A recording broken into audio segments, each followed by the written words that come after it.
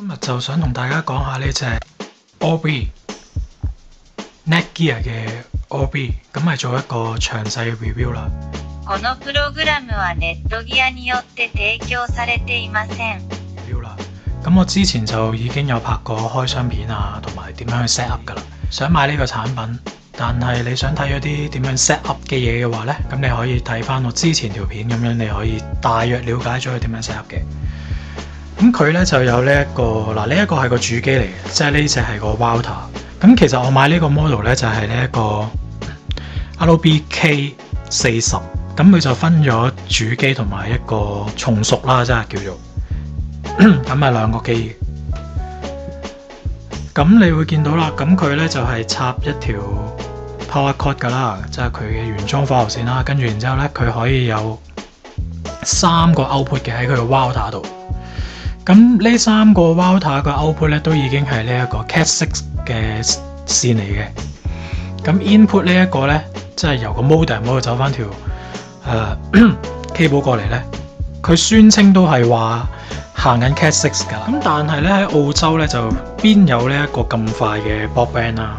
我而家屋企用緊嘅咧都仲係呢個 ADSL 2 Plus， 咁即係話係等於香港以前嘅 Navigator 嘅 1.5 Mbps 寬頻，好似都可以 upgrade 做10 Mbps 啦。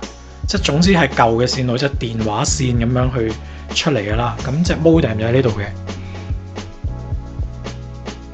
咁點解會買佢呢？就係因為我之前用嗰隻Time Capsule 啦，即係 Apple Time Capsule。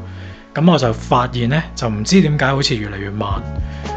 咁有陣時就有成日都有啲唔知咩情況呢，就令到個 NAS 咧就好慢喎。即係有陣時咁，你知放啲片啊喺 NAS 嗰度睇噶嘛。咁啊令到佢咁慢呢，咁啊諗方法令到成個屋企嘅 system 快啲。咁所以就買咗 Orbi 呢一個 router 翻嚟，因為佢部重屬機咧就可以都有呢個 Cat6 嘅插頭嘅，即係話呢一個Gigabyte 嘅 Infinite Cable 嘅插頭啦，即係話。咁咧對於我嚟講咧就非常之需要啦，因為咧我咧屋企咧係仲有 Netgear 嘅 Orbi。咁咧因為 Netgear 嘅 Orbi 咧都係要用線啦，跟住然之後咧就攞上個 level 嘅，佢就唔係 wireless 嚟嘅。其實即係佢嘅 camera 係 wireless， 但係咧佢就唔係 wireless 嚟嘅。咁我遲啲先會再講佢咧，因為我今日咧就主要係想講個 router 啊嘛。咁咧我咧就喺我嘅屋企嘅花園咧就已經做過晒啲 test 㗎啦。咁咧事實上咧係真係可以令到我個 level 嘅範圍咧覆蓋咧非常之廣闊嘅。我咧係去到我嘅倉庫嗰度咧，佢仍然係可以俾到我上到網嘅。呢一個係我喜出望外嘅，因為我係冇諗過佢咁勁到可以去到咁遠咧都收到嘅。咁我屋企咧全間屋個塊地咧就係有呢一個800個 square meter 嘅。咁所以咧我而家去到最後噶啦，呢度最後噶啦。佢仍然係收到嘅，咁我之前已經做過啲 test 㗎啦。如果我條片裏面咧都做住啲 test 咧，就非常之長啊，搞到條片咁啊費事啦。咁我就做咗啲 test 㗎啦。咁我係用咩嚟做 test 嘅咧？我係用呢個 apps 嚟做 test 嘅。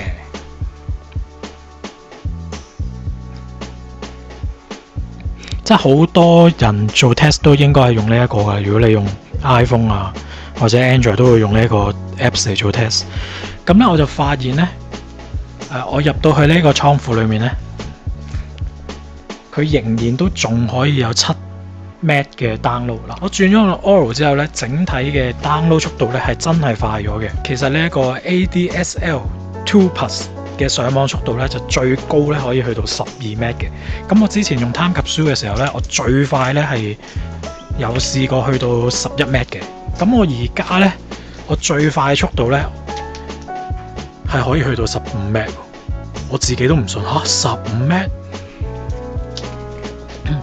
咁我係咪應該唔使裝 NBN 啊？因為呢個 NBN 啊成日爆出呢個醜聞啊嘛，成日話越嚟越慢。但係咧佢又裝到嚟我屋企，咁我遲早都要裝啦。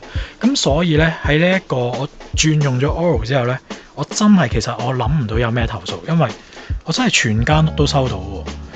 我係誇張到我出街，我係翻嚟嘅時候去到我對面屋咧都仲收到喎，幾驚啊！咁我唯一一個投訴 Oro 咧就係咧，其實我唔知係佢嘅問題啊，定係我其他嘅屋企嘅Smart Home Device 係有問題。咁其實我之前買佢之前咧，我已經係 check 咗，因為你知啦，而家通常啲 WiFi 咧就有兩種啊嘛。一個咧就係一個5 GB， 一個咧就係2.5 GB 嘅 frequency 嘅 wireless 嘅信號啊嘛。咁通常啲 Smart Home Device 咧就係做呢一個2.5 GB 嘅速度嘅。咁我係 check 咗佢係可以 OK， 可以同時做到兩個 level 出嚟嘅，咁我先用佢嘅。但係我又唔知點解啦，我有啲 device 係用唔到，咁所以咧你可能頭先都會發現，咦，點解你仲有一隻 time capsule 喺度？係啦，因為就係唔知點解有好似有兩個 device 係唔知點解上唔到佢嗰個 2.5 嗱。係兩個唔得咗，其他都全部 OK 喎。嗱，仲有一個神奇地方咧，係因為我有一個 device 咧，我係買咗兩個嘅，即係話我係有兩隻一模一樣嘅 device， 係一隻上到，一隻上唔到。我係兩隻都放喺佢隔離，但係咧都係一隻上到，一隻上唔到喎，幾鬼神奇啊！咁所以咧就繼續要用隻 HomeKit， 唔係，所以咧就要繼續用個 time capsule 嚟到去俾嗰一個零零舍舍嘅 device 去俾佢繼續上網啦。咁啊用咗之後個整體速度咧有上升啦，咁啊個接收能力有上升啦，咁就佢另外一個好處咧就係咧，佢夜晚根本上係完全唔會着燈嘅，佢頂嗰個 LED 咧基本上淨係攞嚟你愛嚟做 set up 嗰陣時俾你睇下有個燈着嘅啫。同埋好似話，如果個 device 有問題嘅時候，佢先會着紅燈嘅啫。其他嘅時間咧，佢係完全冇燈着嘅。對於屋企嚟講咧，我覺得呢一個係非常之好嘅，因為咧你有陣時因為你見到我啦，放喺客房，咁有陣時，喂，你客房你都始終都係唔想俾人見到有嘢閃下閃下咁，有啲人係真係有少少光都瞓唔到啊嘛。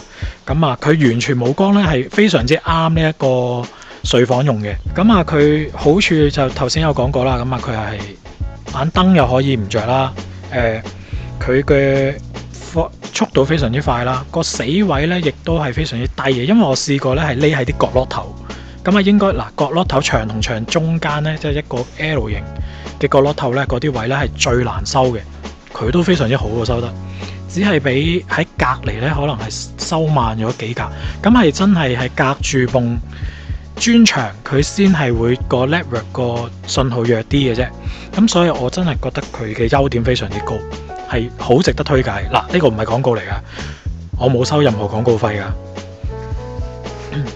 咁佢唯一個缺點呢，我其實真係諗唔到咩缺點，我真係夾硬講嘅啫。個缺點就係呢，佢嘅 router 呢就得呢一個3個頭啦，因為始終有一個做咗 input 啦。嗱呢一個都可以夾硬講係缺點。係冇錯，呢一個係佢唯一嘅缺點啦。另外一個缺點就係佢要插火牛咯。嗱，插火牛都係缺點。因為咧，我之前用 Time Capsule 咧，佢係直接用嗰啲電 cable， 因為即係佢係 built-in 火牛嘅。咁 built-in 嘅火牛嘅有一個好處就係咧，因為你知嗰啲8字頭線啦，你真係可以話有幾長得幾長噶嘛。咁我係可以插到離個電源好遠好遠好遠都可以駁到噶嘛。咁呢個就唔得嘅，因為佢始終都係用翻佢原裝嘅火牛嘅。咁你話唔係，你可以自己買個隻超長線嘅火牛，或者自己整嘅火牛啱鑊數咁咪得咯。嗱，咁如果你係咁樣做嘅話咧，咁又冇問題噶啦。所以點解我話夾硬揾啲缺點俾佢啫？基本上咧，淨係得呢兩個缺點咧，其他咧係真係冇缺點嘅。佢係一個非常之好嘅 router。佢成 set 嘢咧個速度都非常之快，我係非常之推介大家去買呢隻 Gear 嘅 Orbi 嘅。咁呢條片係咁多先，下次再同大家講過，拜拜。